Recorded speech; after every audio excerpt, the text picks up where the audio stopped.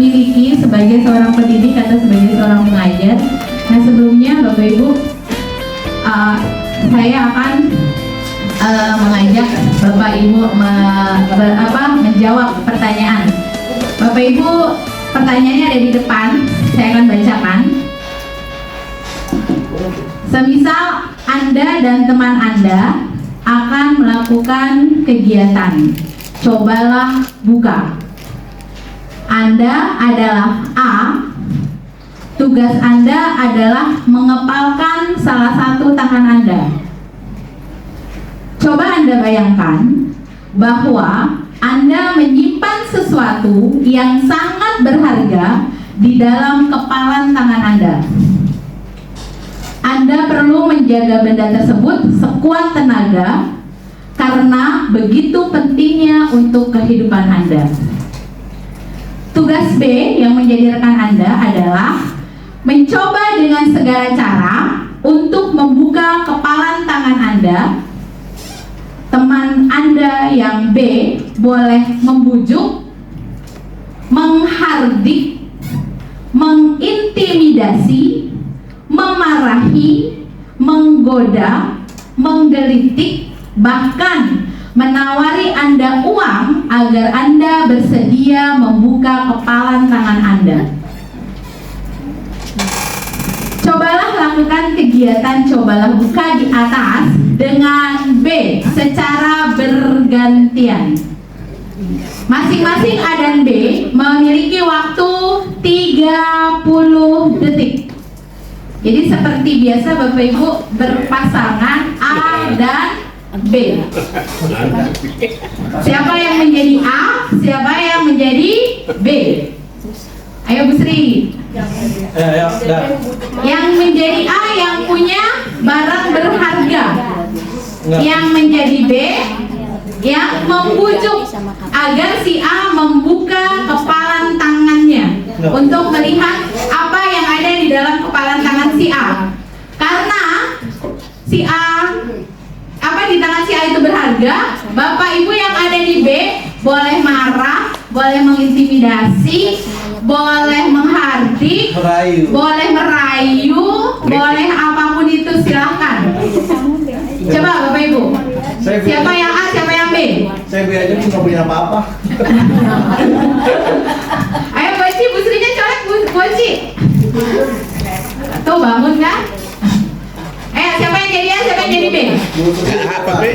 Saya A. Saya B. Putri sama siapa? Putri sama Bu Susi. Nggak tahu sih. Oh, Putri sama siapa? Saya B. Oh, Putri sama Mbak Uni, Bu Ramla sama Bu Susi. Putri C. Lanjut. Ya, cara supaya dibuka kepalanya. Ya. dah nih. Dia kemana ya? Saya apa? Terus? Ayo silakan. Yang B merayu yang A. Bagaimana caranya si A supaya membuka kepalan tangannya yang isinya adalah barang berharga menurut si A? Berdiri apa? Boleh marah, boleh merayu, boleh menghardik, boleh nunjuk, boleh apa aja. Silakan. Ya, sebagai Boleh maksa. lagi Satu aja. sebagai manusia, saya minta Ayo Pak Rizky, badan silakan. Udah saya maju. Kelihatannya tuh.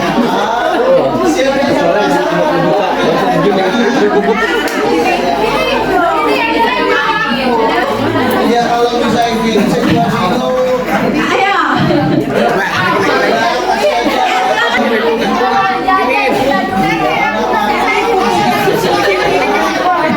Saya tahu pasti yang di A perempuan. saya butuh banyak Ya, siapa yang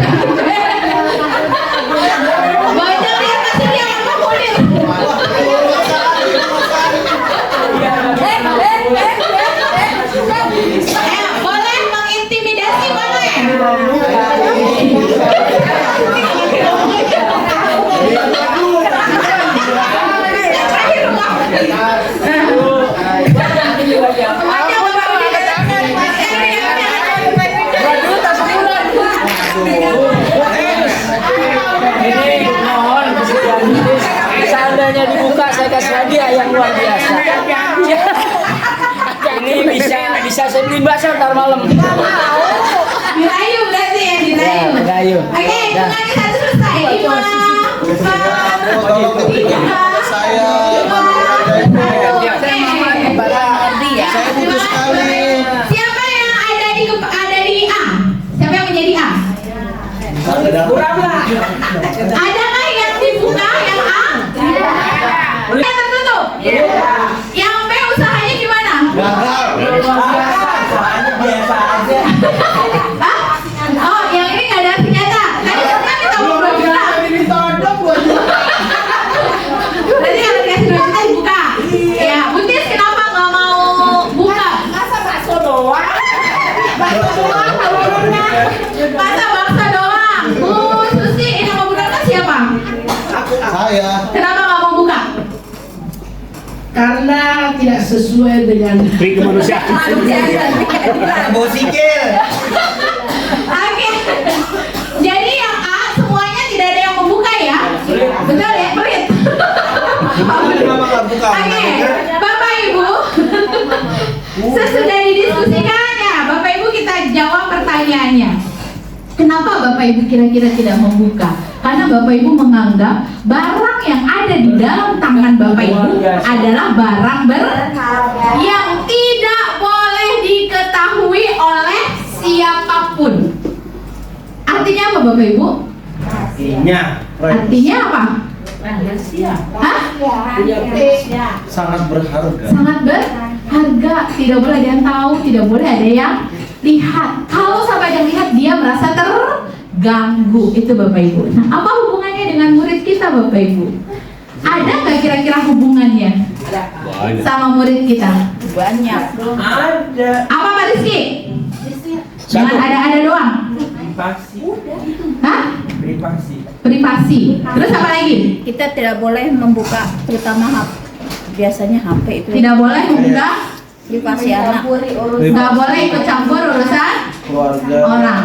Oke. Tidak mau dinasehati, Kenapa Bu Amel? tidak mau dinasehati. Tidak mau dinasehati. Oke, Bapak Ibu, bagaimana seseorang bisa berubah dari paradigma stimulus rancangan pendekatan ini teori kontrol menurut Stephen R. Dia bacanya? Stephen aja dah. Stephen R. Covey ya. Stephen aja dari Principal Center Leadership 1991 bahwa bila kita ingin membuat kemajuan perlahan sedikit demi sedikit, ubahlah sikap atau perilaku Anda. Namun, bila kita ingin memperbaiki cara-cara utama kita, maka kita perlu mengubah kerangka acuan kita. Ubahlah bagaimana Anda melihat dunia, bagaimana Anda berpikir tentang manusia. Ubahlah paradigma Anda, skema pemahaman dan penjelasan aspek-aspek tertentu tentang realitas. Bapak Ibu kalau menyimak di sini, yang harus dirubah bukan dia, bukan mereka, tapi kita. Kenapa kita yang harus dirubah Bapak Ibu? Karena pada dasarnya kita dilahirkan sudah ada yang melekat pada diri kita. Apa itu Bapak Ibu?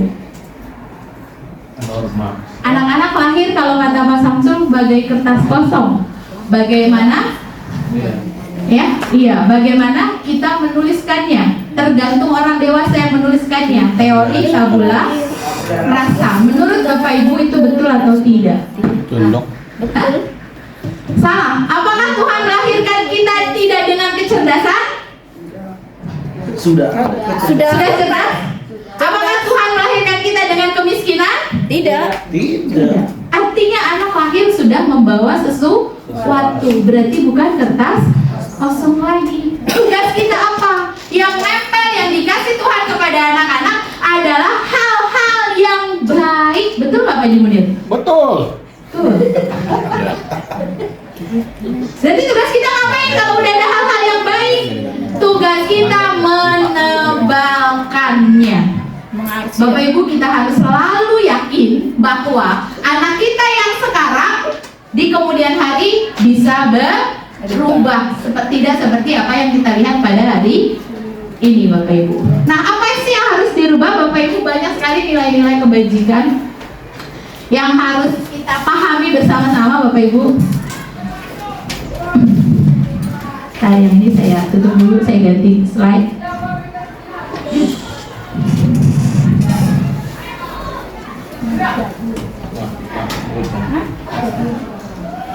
Selesai buangnya.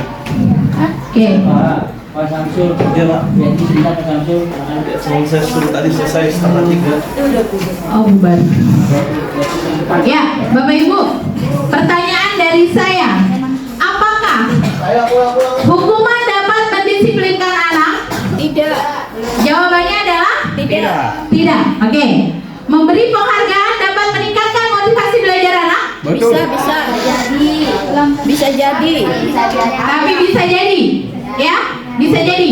Maka dari itu kita terus melakukannya sampai hari ini, betul kan? Walaupun cuman bembeng, permen, anak-anak suka nggak? Suka. Suka. Literasi kita meningkat nggak menurut Bapak Ibu? Meningkat kan? Di lapangan partisipasinya meningkat nggak? Karena ada bembeng daripada donatur, ada permen, ada ciki dan lain sebagainya. Jadi yang pertama, pertanyaan pemantik, hukuman dapat mendisiplinkan anak? Jawabannya Belum tidak. pasti. Memberi penghargaan dapat meningkatkan motivasi belajar anak? Dapat. Untuk ukurannya tergantung, Bapak Ibu. Saya cepet-cepet aja. Ya, 20 menit lagi. Disiplin positif dan nilai-nilai kebajikan universal. Bapak Ibu, disiplin diri dapat membuat seseorang menggali potensinya menuju kepada sebuah tujuan, sesuatu yang dihargai dan bermakna. Kemudian disiplin diri juga mempelajari bagaimana cara kita mengontrol diri dan bagaimana menguasai diri untuk memilih tindakan yang mengacu pada nilai-nilai yang kita hargai. Kemudian seseorang yang memiliki disiplin diri berarti mereka bisa bertanggung jawab terhadap yang dilakukannya karena mereka mendasarkan tindakan mereka pada nilai-nilai kebajikan universal.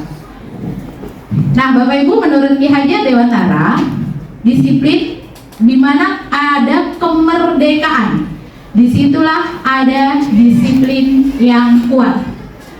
Sungguh pun disiplin itu bersifat self-disiplin, yaitu kita sendiri yang mewajibkan dengan sekeras-kerasnya, tetapi itu sama saja. Sebab jikalau kita tidak cakap melakukan self-disiplin, wajiblah penguasa lain mendisiplinkan diri kita. Pak Rizky tidak disiplin. Contoh Pak Rizky. Pak Rizky tidak disiplin. Sedangkan Pak Rizky berada di institusi atau instansi yang memiliki peraturan. Karena Pak Rizky self-disiplinnya tidak ada, tidak disiplin, maka sekolah wajib mendisiplinkan Pak Rizky. Apakah Pak Rizky setuju? Setuju. Nggak mau didisiplinkan? Oh. Mau?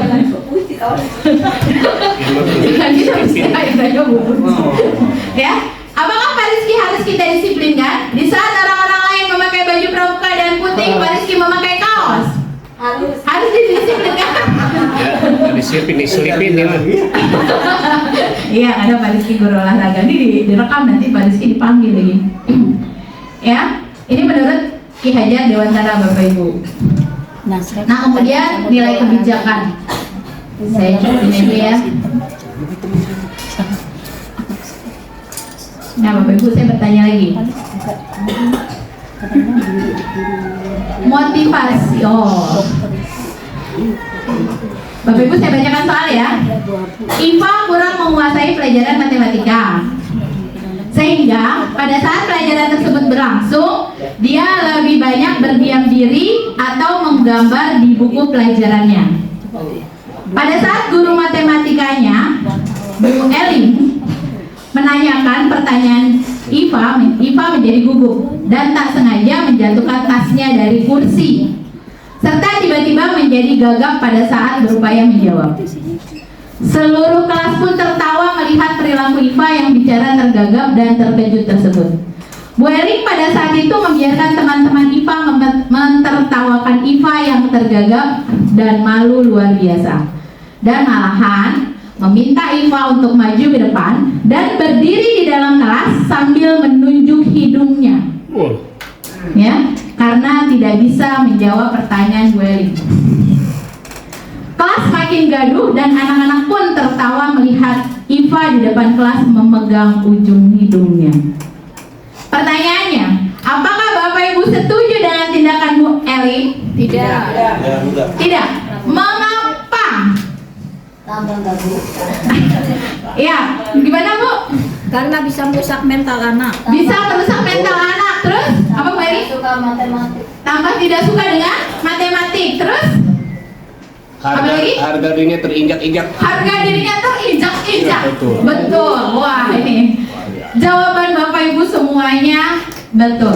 Dan saya yakin pasti Bapak Ibu di saat membaca kasus ini, Bapak Ibu membayangkan bahwa Bapak Ibu ada di posisi sebagai Iva.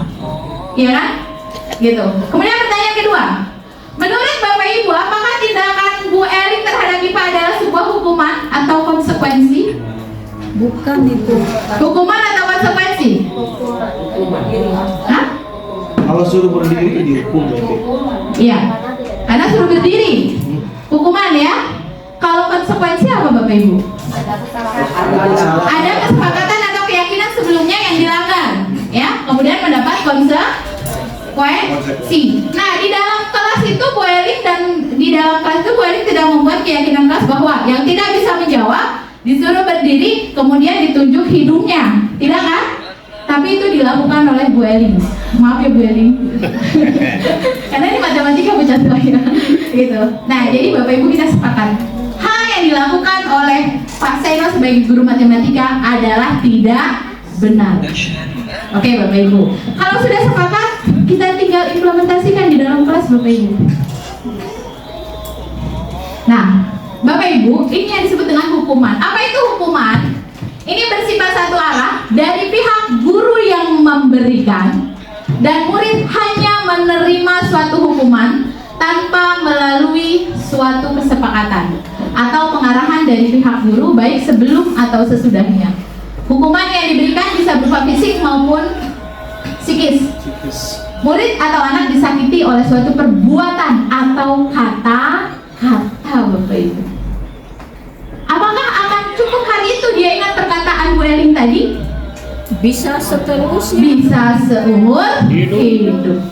Ya, tinggal kita mau memilih yang mana. Diingat mau yang baik atau yang tidak baik. Kemudian bedanya dengan konsekuensi. Kalau ini sudah terencana, sudah disepakati dan sudah dibahas dan disetujui oleh murid dan guru. Umumnya bentuk-bentuk konsekuensinya dibuat oleh pihak guru di sekolah dan murid sudah mengetahui sebelumnya.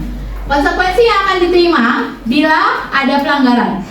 Murid tetap dibuat tidak nyaman untuk jangka waktu yang pendek Bapak Ibu, ya. Makanya di dalam keyakinan kelas atau kesepakatan kelas, kita memberikan konsekuensi tidak perlu ya muluk-muluk yang biasa saja. Misalkan apa konsekuensinya Pak Samsul? Contohnya yang biasa saja, yang hanya jangkanya pendek saja. Yang jangka pendek, tugas dikerjakan dengan tepat waktu. No, maksudnya anak tersebut melanggar keyakinan kelas hari itu. Konsekuensinya berdiri di depan, hukuman atau konsekuensi? Hukuman, ya. Hukuman. Ya. Kenapa? Dibuat keyakinan kelasnya tidak berupa fisik, Pak Udin. Di saat menentukan keyakinan kelas tidak berupa fisik, konsekuensinya. Berarti apa contohnya? Contoh kita punya kesepakatan HP, misalkan belajar sambil main HP diambil di sita 3 hari misalkan. Nah, itu konsekuensi Bapak Ibu. Ya, kesepakatan yang tidak memiliki waktu yang panjang, itu namanya konsekuensi. Ya Pak. Kalau telat suruh nyanyi gimana? Kalau telat suruh nyanyi, boleh nggak? Hukuman itu boleh. Hah? Ada kesepakatan nggak? Ada kalau dibuat ada kesepakatan, tapi Bapak Ibu tetap nyanyi ya. Nasional. Edukasi ya. Ya, sesuai dengan pelajaran Bapak PKN, Garuda Pancasila. Pak Samsul guru agama, ya Toiba, ya Toiba gitu ya. Pokoknya disesuaikan. Wedding 1 ditambah 1 bisa aja kan wedding. Nyanyinya mah gampang, kan mental berdiri di depannya yang harus kita tumbuhkan gitu Bapak Ibu. Ya. Nah, restitusi. Apa itu restitusi? Proses kolaboratif yang mengajarkan murid untuk mencari solusi untuk masalah mereka. Makanya kemarin Butis nanya tuh, kalau ada murid yang begitu bagaimana? Tawarkan Bu solusinya kepada mereka. Mereka maunya apa sih? Mereka maunya bagaimana? Yang nyaman untuk mereka seperti apa? Ya Bapak Ibu. Maunya kamu apa? Kamu maunya bagaimana? Saya mau pulang Bu. Saya maunya pulang Bu. Ya sudah, besok pulang. Jangan balik lagi. Gak pakai pikiran. Itu murid dewasa. Ya Bapak Ibu ya. Oke, kita lanjutkan. Jawablah lagi pertanyaan berikut. Murid diminta untuk push up 15 kali sama Pak Udin. Karena tidak menggunakan masker ke sekolah. Ada kesepakatannya. Ya, membersihkan coretan yang dibuatnya di meja tulis, menggantikan kertas tugas teman yang telah dicoret-coret. Hukuman atau sanksi? Hukuman. Ya, kenapa hukuman Pak Udin? Dasar itu ada kesepakatan. Ya, tidak ada kesepakatan. Betul sekali Pak Udin. Tidak ada kesepakatan. Pinter. Ya, nanti Pak Udin hadiahnya ngambil di belakang ya. Nah kemudian keyakinan kelas ini Bapak Ibu karena kita ada di sekolah penggerak, Bapak Ibu saya yakin semuanya sudah bikin belum? Sudah Bu. Ada dokumennya? Ada Bu. Ada. Ada, Besok Bu. termasuk yang ditayangkan di PMM ya Bapak Ibu di PMM di. Keyakinan kelas Pak Rizky. Udah bikin ya Bapak Ibu di sini sudah hebat-hebat membuat keyakinan kelas. Kapan keyakinan kelas ini dibuat Pak Surya? Di awal Di awal tahun pembelajaran. Di awal tahun pembelajaran. Perlu kita buat nggak di tengah-tengah? Perlu kalau Boleh, misalnya boleh. Perlu ya. Kalau ternyata sudah tidak, berlaku. sudah tidak apa? Selesai. Lewat. Sudah lupa atau perlu diingatkan lagi Bapak Ibu Di silakan. amandemen. Per triwulan ada evaluasi Bu. Per 3 bulan ada evaluasi. Oke, ya terima kasih Surya. Nah, Lupa. iya Bu silakan. Pagi-pagi pagi. Seseorang akan lebih tergerak dan bersemangat untuk menjalankan keyakinannya daripada hanya sekedar mengikuti serangkaian peraturan tertulis tanpa makna. Apa? Ya, murid-murid pun demikian. Mereka perlu mendengarkan dan memahami arti sesungguhnya tentang peraturan-peraturan yang diberikan. Apa nilai-nilai kebajikan di balik peraturan tersebut? Apa tujuan utamanya? Dan menjadi tidak tertarik atau takut sehingga hanya sekedar mengikuti serangkaian peraturan-peraturan yang mengatur mereka tanpa memahami tujuan mulianya. Ketika kita memiliki keyakinan akan suatu hal, maka kita akan terbiasa untuk melaksanakan hal-hal yang positif yang telah diyakini tersebut. Budaya. Ya, jadi apa Bapak Ibu? Budaya. Ya. Ada nggak budaya-budaya di sekolah kita yang tidak ada di sekolah lain? Ada. Ada banyak. Ada nggak? Banyak kan? Ada nggak budaya di sekolah lain yang tidak ada di kita? banyak. Banyak. Kenapa bisa begitu? Contohnya apa ya? Belum diterapkan. Belum diterapkan. Kemudian disesuaikan dengan kondisi lingkungan sekolah masing-masing. Oke. Saya tanya lagi. Nanya mulu. Ibu Ambar, guru wali kelas 2A di SD Pelita Hati sedang bingung menghadapi ulah salah satu murid di kelasnya. Namanya Doni. Beberapa anak di kelas 2 telah datang padanya dan mengeluhkan Doni yang seringkali meminta bekal makan siang. Nah, kayak siapa nih? Cuman itu. Cerita. Biasa. Mereka meminta bekal makan siang mereka dengan paksa. Jika Anda menghadapi situasi seperti Ibu Ambar, apa yang akan Anda lakukan? Menurut Anda kira-kira apa alasan Doni melakukan hal itu? Yang pertama Doni diantar ke kantin Bu, biar dia meminta. Uang dari siapa Pak Udin? Hah? Oh, mungkin Doni lapar begitu ya, nggak punya uang. Oke. Keadaan kurang mendukung. Keadaan Doni kurang mendukung. Nah terus kalau Pak Samsul jadi Ibu Ambar, apa yang akan Pak Samsul lakukan? Ya saya keluarkan sedikit uang untuk mobil. Oh, kasih tepuk tangan Bapak Ibu, itu janji Pak Samsul. Ya. Itu cuma umpah. Besok Pak Udin kita umumkan di WA. Siapa yang tidak punya uang hari ini hubungi Pak Samsul, ya. Ada keterangan yatim beda. Tidak mampu. Ya. Oke, Bapak Ibu, ini adalah 5 kebutuhan dasar manusia. Siapa sih yang disebut dengan manusia, Bapak Ibu? Apakah kita yang apakah hanya kita yang orang dewasa? Anak murid kita manusia bukan? Manusia, Bapak Ibu. Apa sih 5 kebutuhan dasar manusia? Yang pertama adalah bertahan hidup. Kemudian yang kedua, apa Bapak Ibu nih? Dia butuh ini, Bapak Ibu. Rasa kasih sayang dan diterima. Love. Ya? Iya. Kemudian ada penguasaan, ada kebebasan, kemudian ada kesenangan. Kira-kira kalau manusia kita dengan anak-anak sama atau enggak? Sama kebutuhannya kan? Anak pengen senang, kita juga pengen. Anak pengen disayangi, kita juga pengen disayangi. Jadi Bapak Ibu, perlakukan anak-anak sebagaimana kita ingin diperlakukan. Kalau sayang. juga Jangan itu sudah sayang. Sampai jam 2 malam itu kan. Ya Bapak Ibu ya, perlakukan anak didik kita sebagaimana kita ingin diperlakukan. Ya, karena kebutuhan dasarnya Bapak Ibu cinta, kasih sayang, kesenangan, penguasaan, kebebasan. Nah Bapak Ibu, kalau ada anak tidur di kelas kayak anak kelas 9 Pak, ya, ya, solusinya apa Bapak Ibu? Kasih bantal. Apa kalau ada anak tidur di kelasnya sering ya? Di lapangan, Bu. Hah? Di lapangan. Tidurnya di itu Bang Kafi. Cari akar masalahnya dulu. Saya suka mandi, Bu. Nah, Bapak Ibu, Berarti sekarang kita harus merefleksi siapin diri kamar. kita, Bapak Ibu.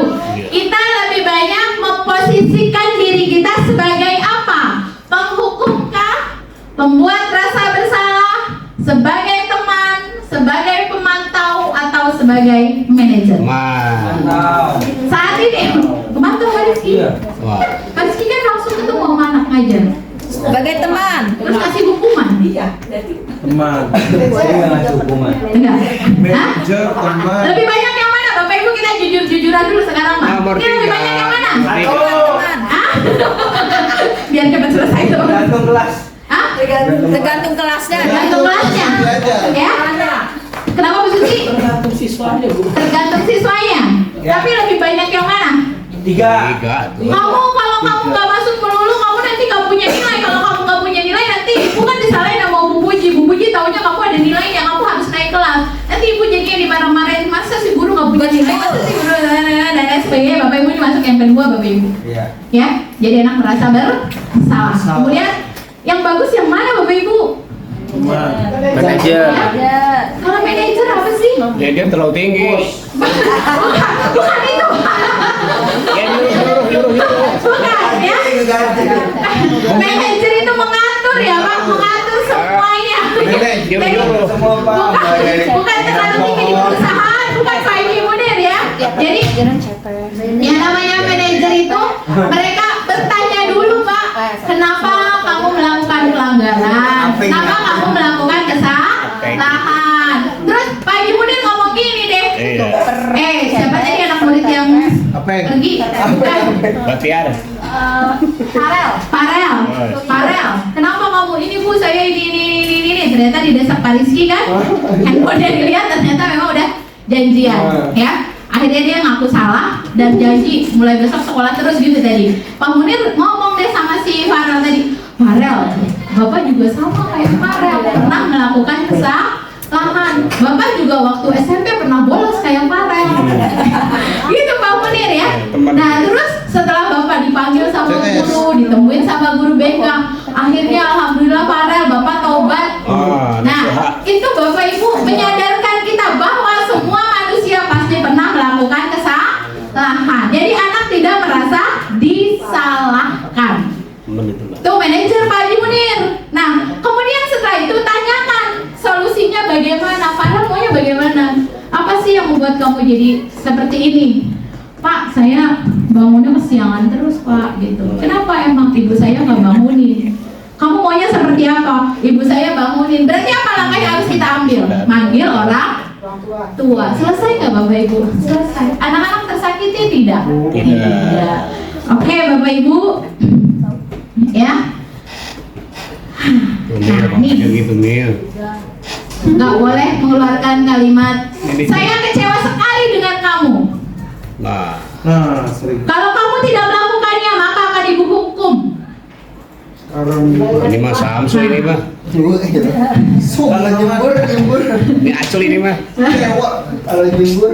Ya Bapak Ibu, ini adalah posisi-posisi kontrol sebagai guru ya, dengan tidak mengucapkan sesuatu yang akan menyakiti hati peserta didik. Ini caranya Pak Munir tadi yang saya tanya, yang saya bilang menstabilkan identitas, bahwa semua manusia pernah melakukan kesalahan. Jadi menstabilkan identitas, kemudian memvalidasi tindakan yang salah. Tadi kamu sudah salah, kamu seharusnya tidak seperti ini. Itu namanya memvalidasi. Pak Munir itu tugas manajer Pak Haji Munir ya, dengan segitiga restitusi. Kemudian menanyakan keyakinan, apa yang kita percaya sebagai kelas atau keluarga, kemudian nilai-nilai apa yang akan kita sepakati. Oke Bapak Ibu, sampai sini ada yang mau ditanyakan? Pas banget. Pas. Luar biasa.